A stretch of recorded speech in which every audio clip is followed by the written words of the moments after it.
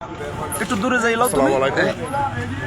নির্বাচনী হালচাল সম্বন্ধে আমাদেরকে তার প্রত্যয় ব্যক্ত করবেন কৃষক দলের প্রচার সম্পাদক জেলা ইয়াসিন হাওলাদার। আর রেড বাংলা সাথে লাইভে আছেন ইয়াসিন ভাই।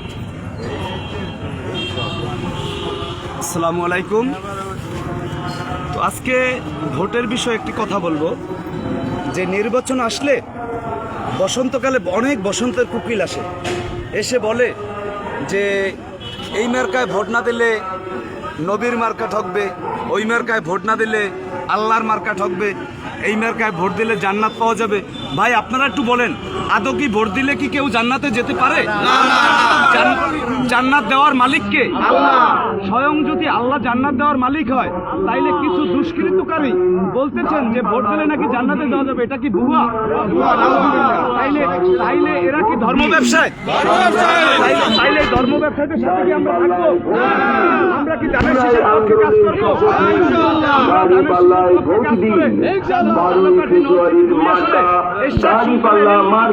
ধানের শীষে বিপুল করে জয়যুক্ত করবো ইনশাআল্লাহ। আপনারা সবাই ধানের শীষের পক্ষে আছেন? আপনারা কি ধানের শীষে ভোট দিবেন? মার্কাটা কি? সবার সেরা এলেন কুটু, চালাকাঠি, নলছিটি। তাইলে আপনারা মনে করবেন যে ধর্ম ব্যবসা দিয়ে রাজনীতি হবে না। এরা ইসলামকে ব্যবহার করে দেশের জাতিকে বিভ্রান্তি করে, যাকে বলে যে ভোট দিলে জান্নাতে যাওয়া যাবে না, মিথ্যা, এগুলো হলে বানোয়াট। দেখেন আপনারা একটা সাধারণ একটি বিষয় ভাবেন যে আল্লাহ পাক কোরআনে ঘোষণা করছেন যে মদখোর, জুয়াখোর, জেনাকারী, ঘুষখোর, সুদখোর, এদেরকে কখনোই আল্লাহ জান্নাতে নেবেন না। তাইলে জামাতের কিছু লোকে, চরমনার কিছু লোকে বলতেছেন যে ভোট দিলে নাকি জান্নাতে যাওয়া যাবে। এটা কি ভাই বানোয়াট? এটা কি ইসলামে আছে? এটা কি কোরআন দিয়ে কেউ দেখাই দিতে পারবে? তাইলে ওরা কি ধর্ম ব্যবসায়ী? তাইলে ধর্ম ব্যবসায়ীদের সাথে আমরা প্রতিরোধ করবো। এই দেশে ষড়যন্ত্রকে মোকাবেলা করে আমরা বিএনপি সরকারকে ক্ষমতায় আনতে চাই নাকি? এই দেশে গণতন্ত্র ফিরিয়ে দেওয়ার মার্কা কি? এই দেশে গণতন্ত্র ফিরে আবার সরকারের একমাত্র অধিকার কার? তারেক রহমান।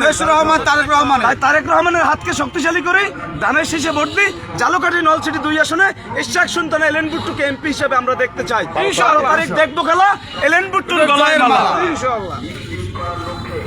ধন্যবাদ সবাইকে। ধন্যবাদ কৃষক দল নেতা সম্পাদক ইয়াসিন ভাই। সে তার নির্বাচনী হালচালে তার ব্যক্তিগত অভিমত, দলীয় অভিমত এবং ধানের শীষের পক্ষে তার মতামত ব্যক্ত করেছেন।